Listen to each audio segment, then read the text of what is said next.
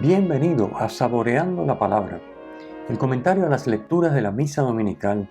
Te habla el Padre Ángel Siapi, de la parroquia Cristo Redentor en el Paraíso, San Juan, Puerto Rico.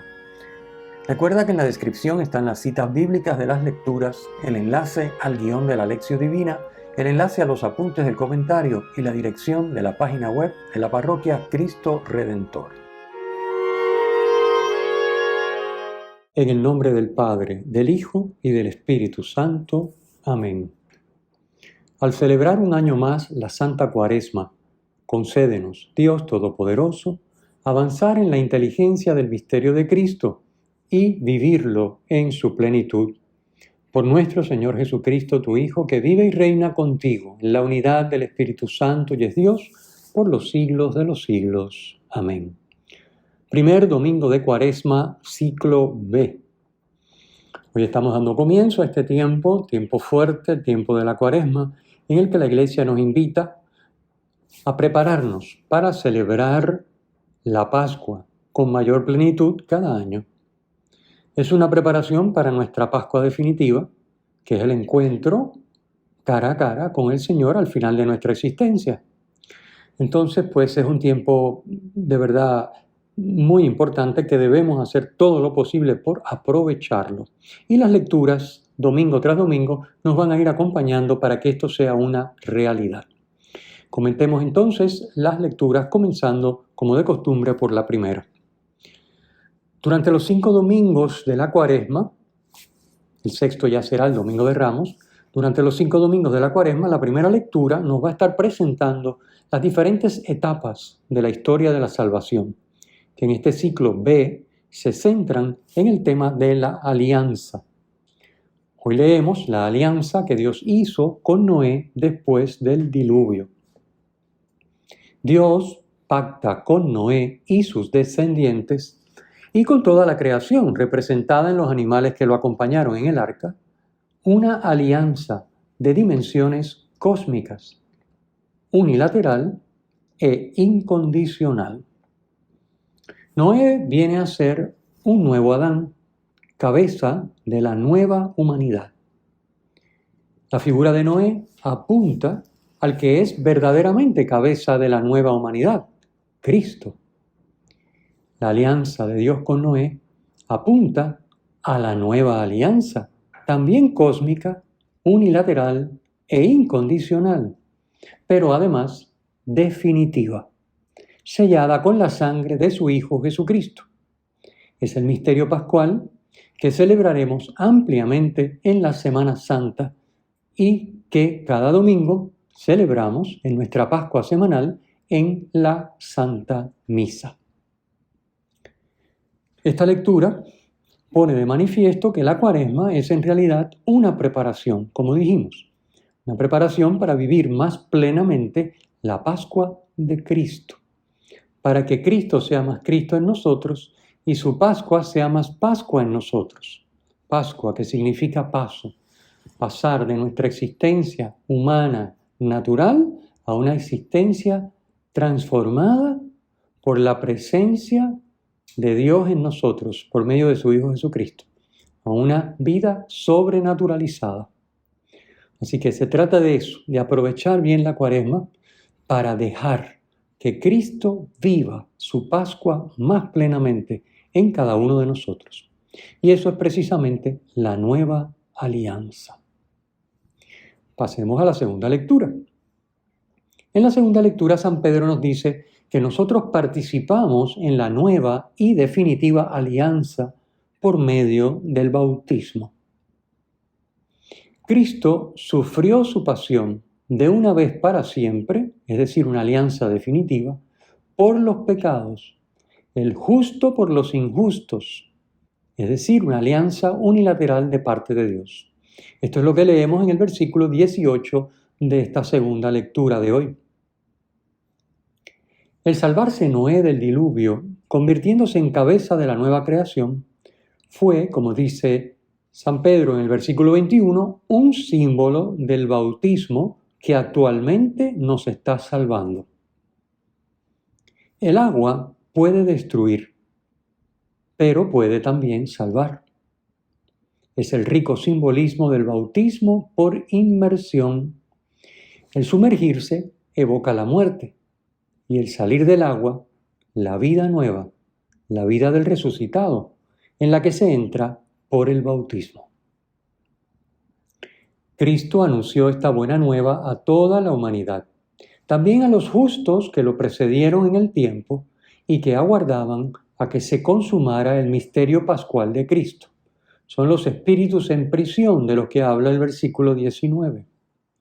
De igual modo que la paciencia de Dios aguardaba en los días de Noé a que se construyera el arca, como nos dice el versículo 20. Así que esos justos que vivieron antes de Cristo, cronológicamente en la historia del mundo, aguardaban que se consumara ese misterio pascual porque iban a ser redimidos por la gracia de ese misterio pascual. De la misma manera, Dios aguardó en los días de Noé que se construyera el arca porque ese arca iba a ser el vehículo de salvación para Noé y su familia y los animales. A esto es a lo que se refiere el artículo del credo, que decimos todos los domingos, descendió a los infiernos. Aquí infierno no es el lugar de los condenados. No es que Cristo haya bajado al lugar de los condenados, es imposible. Cristo no puede estar en el lugar de los condenados porque Él no tiene pecado. Él no puede estar en un lugar donde no esté en comunión con la Trinidad. Se refiere los infiernos al lugar que se llama en hebreo Sheol o el Hades. Y es la morada de los muertos que están en paz con Dios. Esos son los infiernos. Descendió a la morada de los muertos que están en paz con Dios. ¿Dónde estaban esos justos a los que acabamos de hacer referencia, que precedieron a Cristo en la historia del mundo? Esos justos estaban en los infiernos, en la morada de los muertos que están en paz con Dios, porque eran justos, eran santos. Esto lo podemos encontrar con más detalle explicado en el Catecismo de la Iglesia Católica, en los números 632 al 635. Y les invito a tomar el Catecismo y leer esos números. Pasemos al Evangelio. El Evangelio del primer domingo de Cuaresma siempre nos trae el relato de las tentaciones de Jesús en el desierto. El relato de Marcos, que es el que leemos en este ciclo B, no incluye, como los de Mateo y Lucas, la descripción de las tentaciones. Solo nos dice que Jesús fue tentado. El versículo 12 dice, el Espíritu empujó a Jesús al desierto. Lo empujó al desierto para dejarse tentar por Satanás. Fíjense que es voluntad de Dios que Cristo sea tentado, por eso el Espíritu lo empuja al desierto. Esto nos puede sonar un poquito extraño, pero no es extraño. ¿Por qué? Porque tentar en la Escritura significa probar, examinar.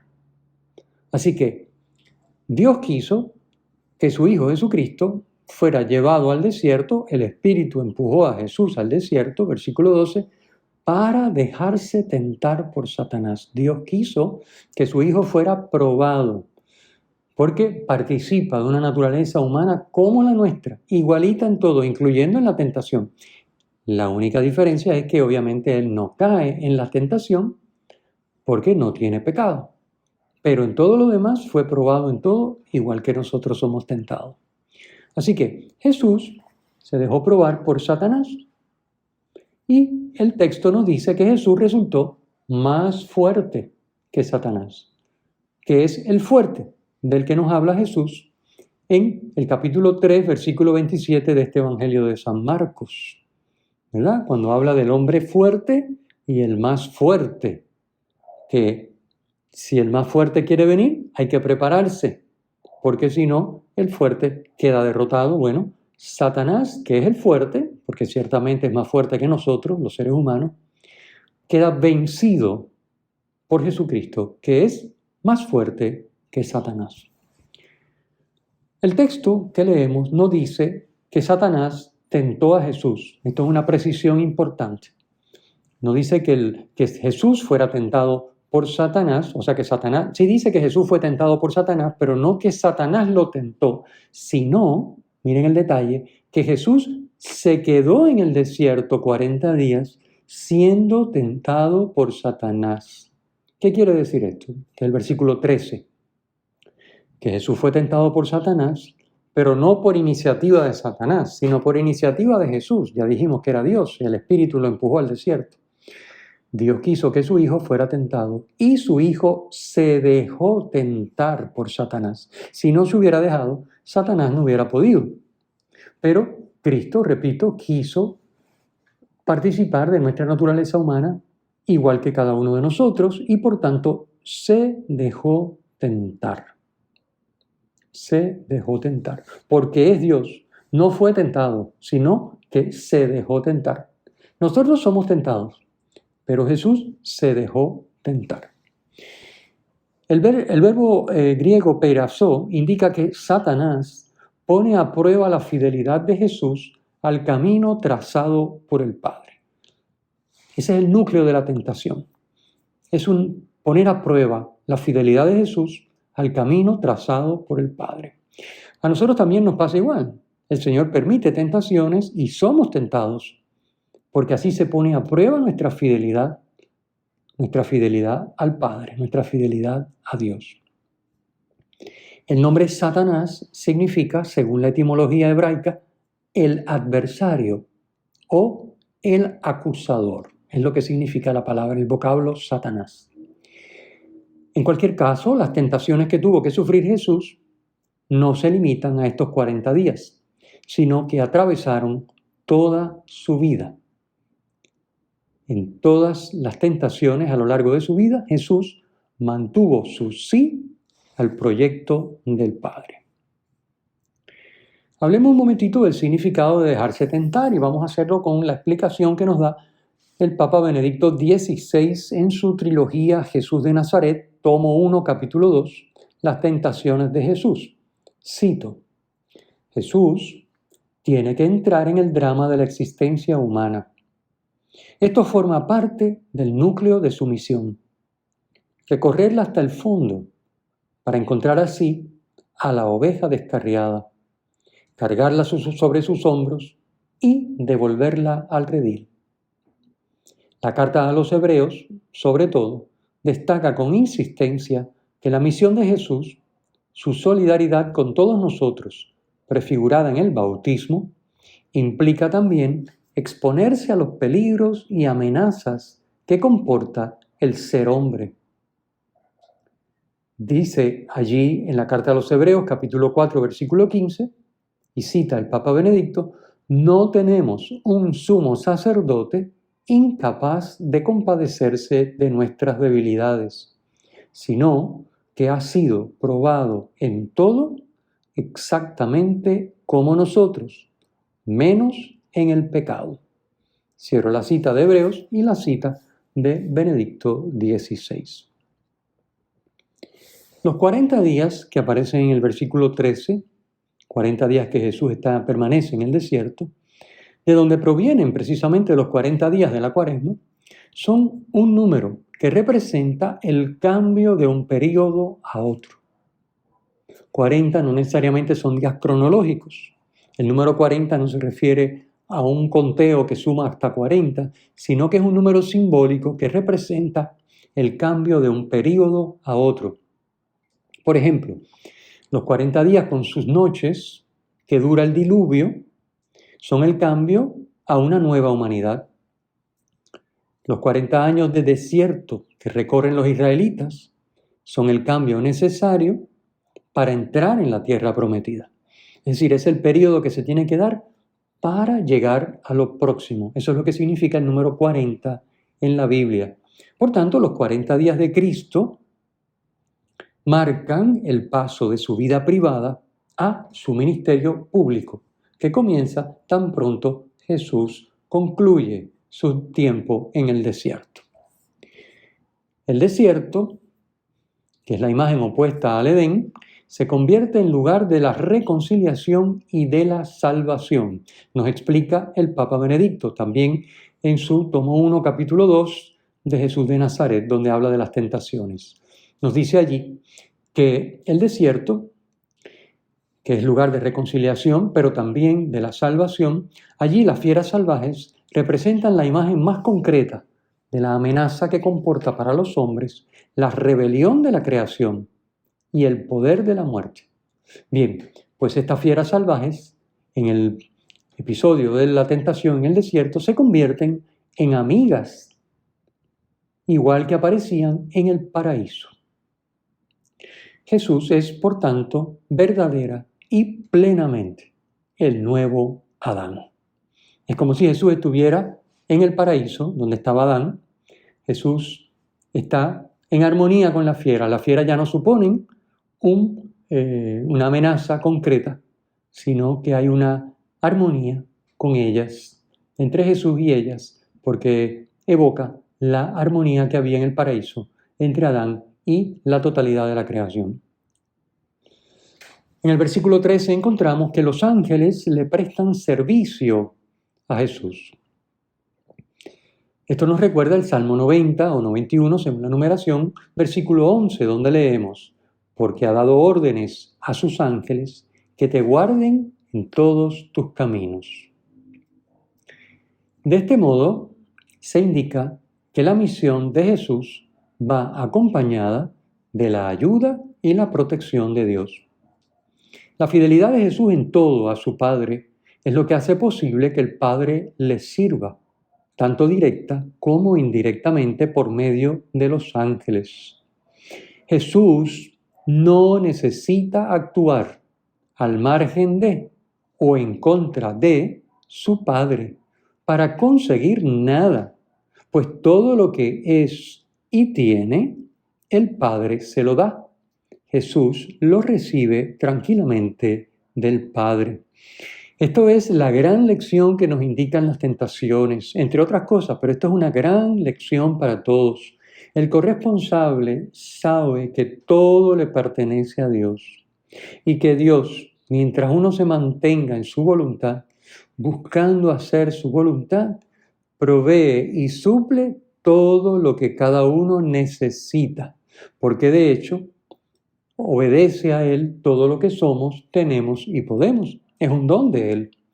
Por lo tanto, el problema del pecado entra cuando uno toma en sus manos el darse a sí mismo lo que debe recibir libre y gratuitamente de Dios.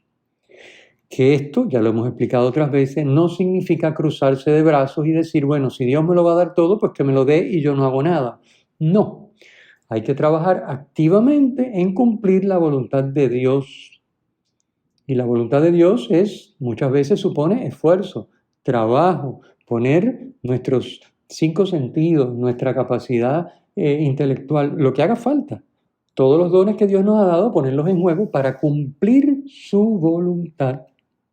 Pero no para darnos lo que nosotros vemos como conveniente, sino para cumplir la voluntad de Dios. Esto a veces quizás no se entiende, pero es bien importante entender esta distinción. Si nos mantenemos haciendo la voluntad del Padre, con lo que somos y tenemos, el Padre se ocupará de dárnoslo todo. Lo que somos, tenemos y podemos, según su voluntad, según su sabiduría y bondad infinitas. Y esto es lo que Cristo nos muestra.